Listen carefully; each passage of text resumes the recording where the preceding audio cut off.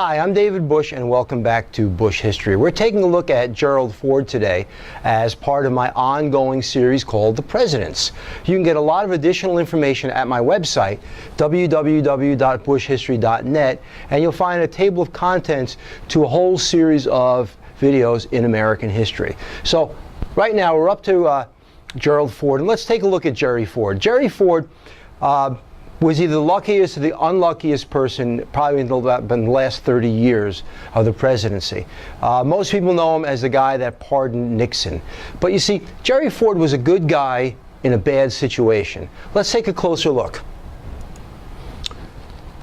Gerald Ford, president. He's number 38. His vice president is Nelson Rockefeller. He was a Republican. His term of office, kind of odd one, 1974 to 1977. If you remember in the past, I've mentioned when you see an odd number of years, not meaning odd 1, 3, 5, 7, 9, odd anything other than 4 or 8 years, there's something unusual about that presidency. Who came before him and after him? What were their political parties? Well, Richard Nixon preceded him, and he was a Republican, and Jimmy Carter, the Democrat, followed him. Any unusual circumstance surrounding Gerald Ford's rise to the presidency? Yeah, certainly. He was the only person who ever became president of the United States without getting a single vote for the presidency or the vice presidency.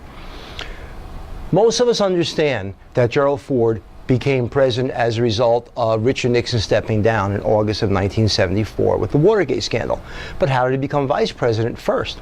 Well, Spiro Agnew, Richard Nixon's vice president, had to resign because there are all kinds of allegations about money and bribes and stuff like that. So Spiro Agnew stepped down, and Richard Nixon nominated Gerald Ford. Gerald Ford was a good guy.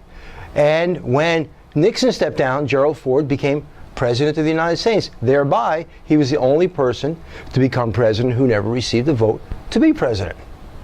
Are there any catchphrases or terms specifically put with Gerald Ford or specifically associated?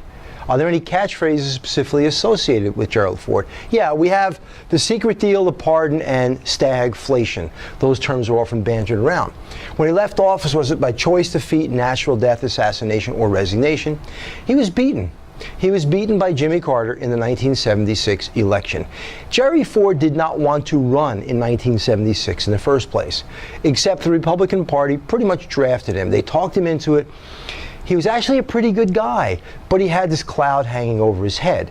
Many people thought that there was a secret deal between him and Richard Nixon, that when Richard Nixon decided to resign the presidency, he turned around and made a deal with Gerald Ford along the lines of, "Jerry, you want to be president? Well, I want to be pardoned."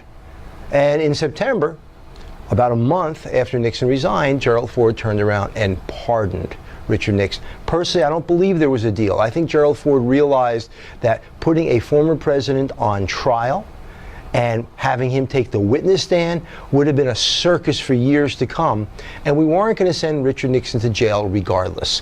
So I think Gerald Ford just wanted to put Nixon behind him. And boy, did Jerry Ford inherit some bad things. So Jerry Ford becomes president of the United States, and one of the first things he does is say, "I ask you to confirm me as your president with your prayers." And then, of course, a month later, he pardons Richard Nixon. He floated the idea of amnesty for draft dodgers from the Vietnam War. We have 12% inflation, which is absolutely incredible. If you consider that in the time we live in right now, in the 2014, 15, 16 time period, we have almost zero inflation. So 12% was unbelievable. In the midterm elections, the Democrats took the House and the Senate. So now we have a Republican president and a Democratic legislature, and you know that that's not necessarily going to be good.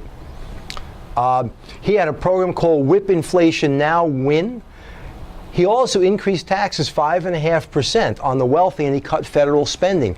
Not typically something that a Republican would do. We have the swine flu actually increased, the H1N1, and he supported the Equal Rights Amendment. That was equal rights for women. It never did become a constitutional amendment.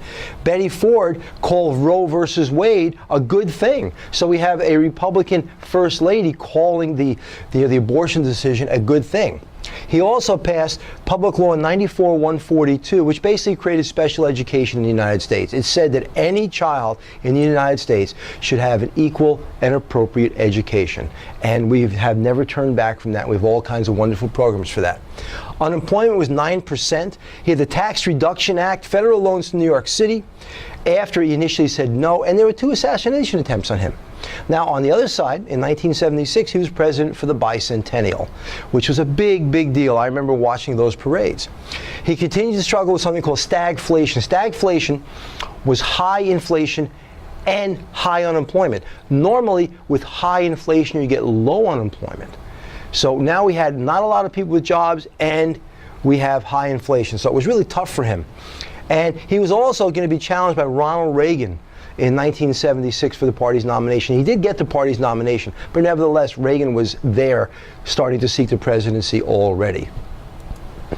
His foreign policy, in 1974, the idea of détente with the Soviet Union, which was kind of a cousin to peaceful coexistence, continued. North Vietnam invades South Vietnam, and Congress refuses aid. There had been a secret deal in the Paris Peace Accords that brought the Vietnam War to a close from the United States' point of view, that basically said, Nixon turned around and told the president of South Vietnam, if the North invades the South, the United States will re-engage. In other words, and somehow get involved militarily again. Of course, Nixon wasn't going to be around for that promise. And when the North did invade the South, and Jerry Ford goes to Congress, Congress have nothing of it. They wanted nothing to do with this. Consequently, North Vietnam invaded the South, overran the South, and Vietnam fell. In 1975, he visits China. We also get the Helsinki Accords, the first G7 conference. There was a dispute with Turkey. There was a new arms agreement with Israel that he suspended because he was not happy with the way the Israelis were behaving in the Middle East. South Vietnam fell on April 30th, 1975, and it was a horrible sight on TV. The television war came to close on television.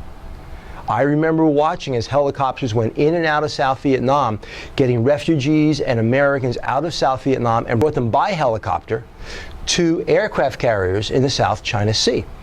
And as a result, those aircraft carriers became filled with civilians. So they ultimately had to push helicopters and fighter planes off the sides of the aircraft carriers to make room for these refugees.